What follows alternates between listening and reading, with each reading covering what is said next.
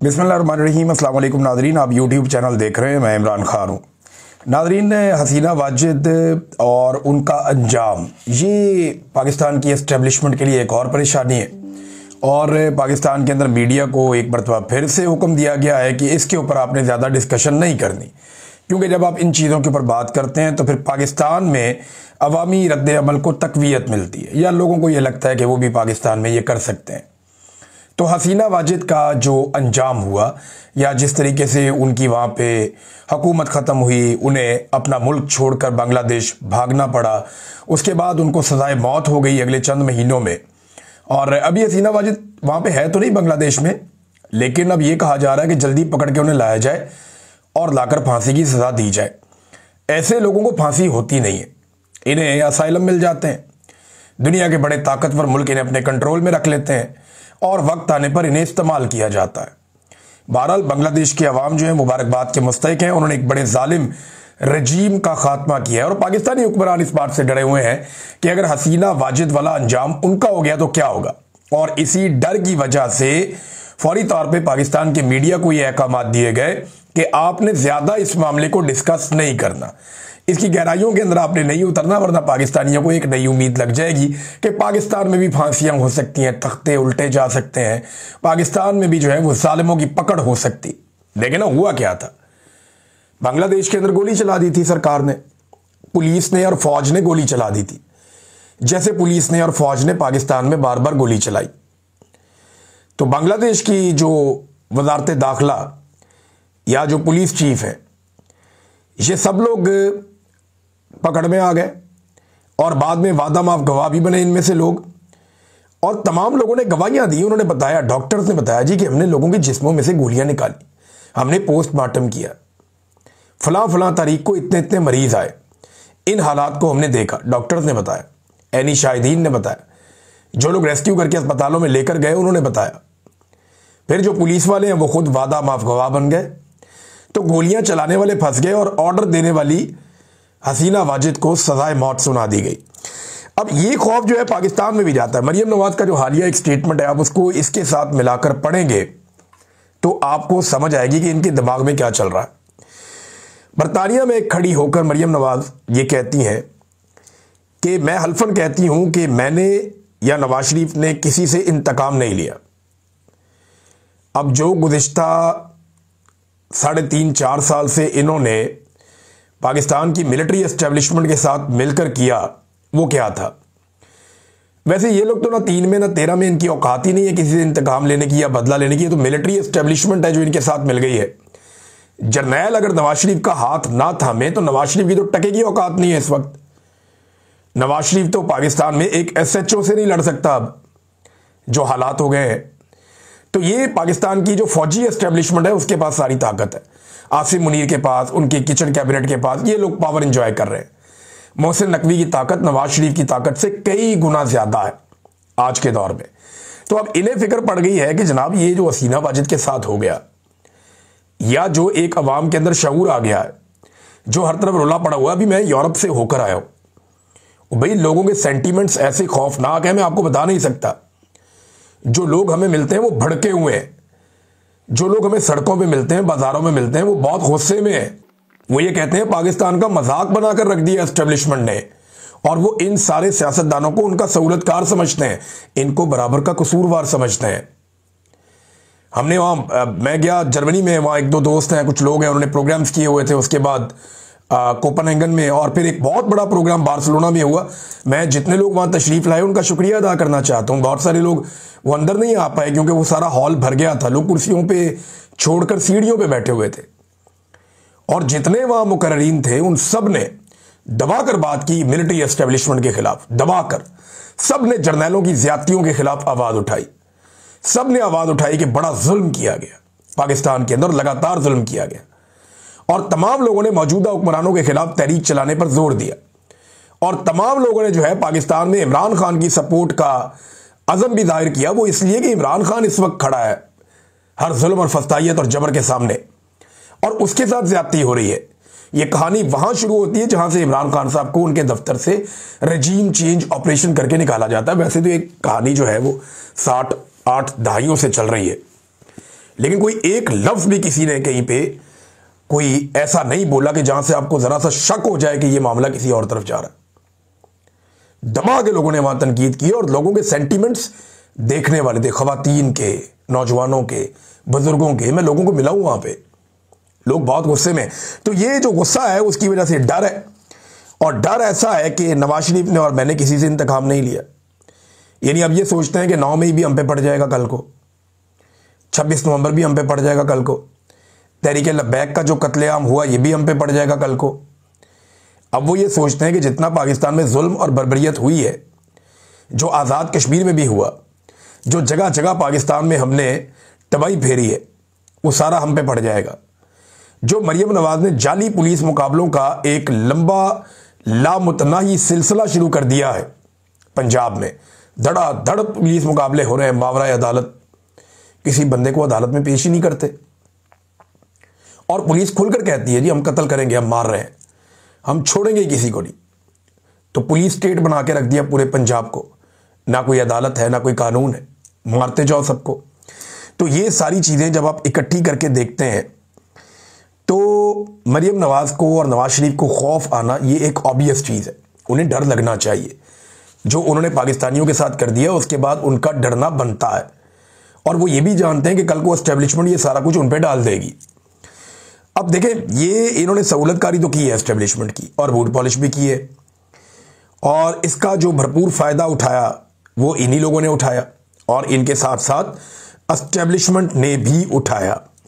Nadreen, Maryam Nawaz की बात हो रही है तो मैं आपको ये बता देता हूं, ये कॉन्फ्रेंस में गई हुई थी आलमी सतह की। तो ये जो कॉन्फ्रेंस थी, ये कॉन्फ्रेंस हुई ब्राजील में, और ये यूनाइटेड नेशन के हवाले से थी और क्लाइमेट चेंज के बारे में थी, माहौलियाती आलूदगी के खिलाफ। वहां मरियम नवाज साहबा गई, वो 55-56 हज़ार लोग और भी आए हुए थे, पूरी दुनिया से लोग शिरकत करते हैं। अब मरियम नवाज साहबा वहां तो पहुंच गई कॉन्फ्रेंस के अंदर, लेकिन लाहौर, मैं कल का डाटा आपको दे रहा हूं, आज का आप चेक कर लीजिएगा, आज भी मिलता जुलता ही होगा। लाहौर अब भी दुनिया का सबसे आलूदा तरीन शहर है। आज भी दुनिया का आलूदा तरीन शहर कौन सा है? लाहौर है।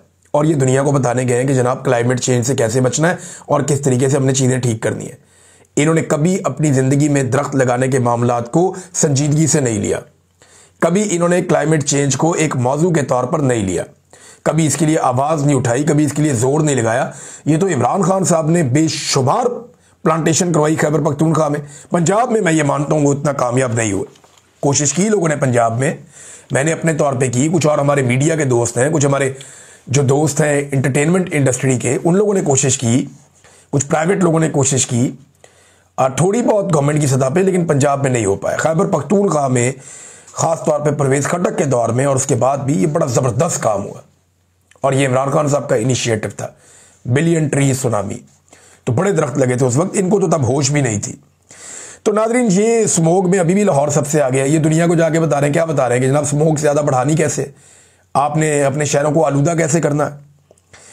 नादरीन, एक और बड़ी खबर है बैरिस्टर गौहर साहब के हवाले से। उन्होंने शाहजेब खानजादा साहब को हरासा किए जाने के मामले या उस वाकये की शदीद तरीन अल्फाज में मजम्मत की है। बड़ी अच्छी बात है, मगर मेरा एक और सवाल है कि क्या नून लीग की क़यादत, अब ये पीटीआई की क़यादत है ना, चेयरमैन है, क्या नून लीग की क़यादत अलीमा खानम साहिबा पे अंडा फेंके जाने के वाकये की मजम्मत करेगी? क्या वो बताएंगे वो औरतें कौन थीं? क्या वो बताएंगे कि उन औरतों को पुलिस वाले वहां से कैसे बचा कर लेकर गए? क्या वो बताएंगे कि सरेआम उन्होंने अंडा फेंका और अंडा फेंकवाया गया साजिश के तहत, फिर उन औरतों को वहां से महफूज रास्ता दिया गया, फिर उसके बाद उन्हें घर भेज दिया गया? आज तक कुछ पता नहीं है कहां है वो औरतें। क्या नून लीग की क़यादत ने, पीपल्स पार्टी की क़यादत ने, बाकी सब लोगों ने जो अभी मजम्मत कर रहे हैं इस वाकये की, जो बैरिस्टर गौहर ने भी की है, बड़ी अच्छी बात है, लेकिन क्या वो सब मजम्मत करेंगे जो अलीमा खानम साहिबा पे अंडा फेंका गया? क्या जो समीना पाशा साहिबा के खिलाफ घटिया, गंदी और बेहुदा जबान इस्तेमाल की गई, उन अकाउंट्स को तो मरियम नवाज खुद फॉलो करती है, तो क्या इसकी वो मजम्मत करेंगे? क्या वो मजम्मत करेंगे जो अलीना शिगरी साहिबा के साथ हुआ और जितने घटिया अल्फाज बोले गए जब उनका नाम डाला गया इमरान खान साहब से जेल में मुलाकातियों की लिस्ट में बतौर एक जर्नलिस्ट? क्या मुकद्दस फारूक एवान साहिबा के घर जब पुलिस पहुंच जाती है और जाके उनको हरासा करती है, क्या हम सबके घरों में जब पुलिस जाती है और चादर और चार दीवारी का तकद्दुस पामाल करती है, क्या समी इब्राहिम साहब को जबरी तौर पे लापता नहीं किया गया? क्या औरिया मकबूल जान साहब को जबरी तौर पे लापता करके तशद्दुद नहीं किया गया? क्या आफ्ताब इकबाल साहब को जबरी तौर पे लापता नहीं किया गया, उन्हें पाकिस्तान छोड़कर बाहर नहीं आना पड़ा? क्या अहमद फरहाद साहब को कई दिनों तक जबरी तौर पे लापता करके टॉर्चर का निशाना नहीं बनाया गया? क्या उनकी अहलिया को गिरफ्तार करके उनको रुसवा नहीं किया गया? क्या साबिक वजीर आजम की अहलिया पर इद्दत जैसा घटिया केस बनाकर उनकी पगड़ी नहीं उछाली गई? तो अगर आपने एक पैमाना इज्जत का रखना है तो वो सबके लिए होगा। ये नहीं होगा कि एक तरफ आप कुछ और कहें और एक तरफ आप कुछ और कहें। मैं हर उस वाक़े की मजम्मत करता हूं जहां पे फैमिली की मौजूदगी में किसी को हरासा किया जाए। हम भी अपनी फैमिलीज के साथ बाहर निकलते हैं, वल्नरेबल होते हैं। कोई वाक़या हो सकता है, मुझ पीरजादा के साथ हो सकता है, मेरे साथ हो सकता है, साबिर भाई के साथ हो सकता है, कोई शरारत कर सकता है, कोई चालाकी या होशियारी कर सकता है। लेकिन अगर आपने पैमाना रखना है तो सबके लिए एक जैसा रखना है। अलीमा खानम साहिबा पे भी ज्यादती हुई थी, जुल्म हुआ था, उनके साथ भी जो हुआ। शहीद अरशद शरीफ की अहलिया के ऊपर किसने कीचड़ उछाला था, जरा ये भी पता करके आप बता दें, आपको पता चल जाएगा। उनकी फैमिली के ऊपर कीचड़ उछाला गया, एक शहीद की फैमिली के ऊपर। खवातीन को सड़कों पे यहां घसीटा गया। तो वहां पे भी कंडेम किया जाए, वहां पे भी जो है मजम्मत की जाए इन सारे वाकयात की। आसमा शरादी साहिबा ने माजी में एक कॉलम लिखा था इमरान खान साहब के दौरे हुकूमत में। ये एक तजाद आ गया, मैं चाहता हूं मैं इसको रिपोर्ट करूं और इसकी ऊपर एहतियात करनी चाहिए। देखिए, उन्होंने एक कॉलम लिखा था माजी में, और जब उनसे उस वक्त सवालात पूछे गए थे और उनके साथ आलिया हमजा साहिबा बैठी थी आसमा शरादी साहिबा के साथ, तो उन्होंने कहा था जी मैंने कहाँ नाम लिया बुशरा बीबी का। यानी वो एक तरह के डिनाइल में चली गई। उन्होंने कहा जी मैंने तो एक कॉलम लिखा है जादू टूने के ऊपर, मैंने तो बुशरा बीबी का नाम ही नहीं लिया। लेकिन अब जब बुशरा तस्कीन साहिबा ने इकोनॉमिस्ट के डिजिटल प्लेटफॉर्म 1843 के ऊपर एक कॉलम लिखा बुशरा बीबी के हवाले से, तो वही आसमा शरादी साहिबा उसको ओन कर लिया उन्होंने कि मैंने भी ये काम किया था। एक वक्त था उन्होंने कहा मैंने बुशरा बीबी के बारे में कहीं नाम नहीं लिया, अब वो कह रही है जी मैंने उन्हीं के बारे में कॉलम लिखा था। ये एक तजाद है, और क्योंकि उस वक्त वो लोग हुकूमत में थे तो शायद इस बात का भी खदशा होता है। आज वो अपोजिशन में है, बुशरा बीबी जेल में बंद है, तो कोई भी उनके ऊपर हमला आवर हो सकता है, उन्हें मार सकता है। तो यहाँ जो कमज़ोर है, जो दबा हुआ पिसा हुआ, उसको मारना बहुत आसान होता है। नादरीन, मैं ख्वाजा आसिफ का एक ट्वीट पढ़ के हैरान हो रहा था। ख्वाजा आसिफ ने कहा कि आज़ाद कश्मीर की क्या सियासत है। कल तक जो वज़ीर आज़म की काबीना में रुकन था वो उसके खिलाफ तहरीक अदम एतमाद में वोट देता है और ख़ुद वज़ीर आज़म बन जाता है। अदम एतमाद एक शख्स के खिलाफ नहीं, हुकूमत काबीना के खिलाफ बनता है। इक़्तिदार की म्यूजिकल चेयर ने सियासतदानों के ज़मीर मुर्दा कर दिया। एक तो ये गंद सारा आपने मारा आज़ाद कश्मीर में, वहाँ पे एजेंसियों के साथ मिलकर, और आपके हाथ से गेम निकल गया। अनवारुल हक को आप लोगों ने बनाया वहाँ पे वज़ीर आज़म। इमरान खान साहब की हुकूमत का वहाँ वाली का रजीम चेंज अदालत के ज़रिए से आप लोगों ने किया। ख्वाजा साहब, ये घटियापन भी आप लोगों की जमात ने और आप लोगों ने मिलकर एस्टेब्लिशमेंट के साथ किया। और आपके मुंह से तो एथिक्स की बात अच्छी नहीं लगती। आप तो गुज़िश्ता तीनों इंतखाबात MNA के हार गए। एक दफ़ा आप उस्मान डार से हार गए, दोबारा फिर आप उससे हार गए, तीसरी दफ़ा आप उसकी वालदा से इलेक्शन हार गए, और तीनों मरतबा आपने, एक मरतबा जनरल बाजुआ से आपने खुद बताया कि आपने व्हाट्सएप पे बात की जनरल बाजुआ से, और बात करने के बाद आपने सीट ली। इस मरतबा पाकिस्तान का सारा मीडिया गवाह है कि आप बुरी तरह इलेक्शन एक बड़े मार्जिन से हार गए थे। 99% रिजल्ट आ गया था, लेकिन भी जनरल आसिम मुनीर साहब की इंतजामिया ने आपको फॉर्म 47 जारी करवा दिया, और आप एस्टेब्लिशमेंट की मदद से एक मरतबा फिर डील करते हुए इक्तदार में आ गए। तो ख्वाजा साहब, ये आपकी टोटल कहानी है। आप कैसे एथिक्स की बात कर सकते हैं?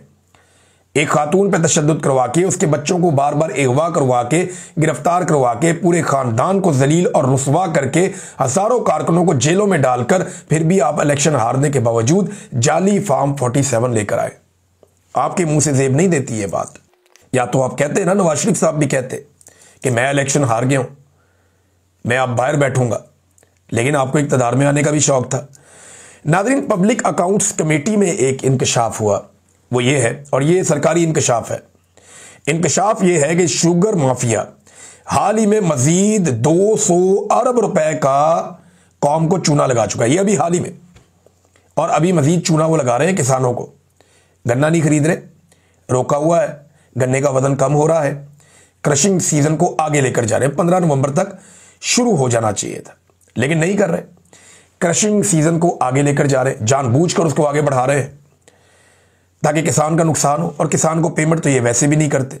तो एक शुगर माफिया जो है उसकी मौजें लगी हुई। और जब सवाल करते हैं शुगर माफिया कौन है, नून लीग, पीपल्स पार्टी, एस्टेब्लिशमेंट, ये पॉलिटिकल पार्टी ज्यादा शुगर माफिया को कंट्रोल करती है।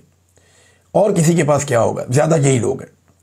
और इनके बड़े बड़े खानदानों के पास, जरदारी फैमिली के पास, शरीफ फैमिली के पास, इनके पास शुगर मिले और ये धड़ाधड़, ये पूरे साल में 1.5-2 माह काम करते हैं, पूरा साल पैसा कमाते हैं।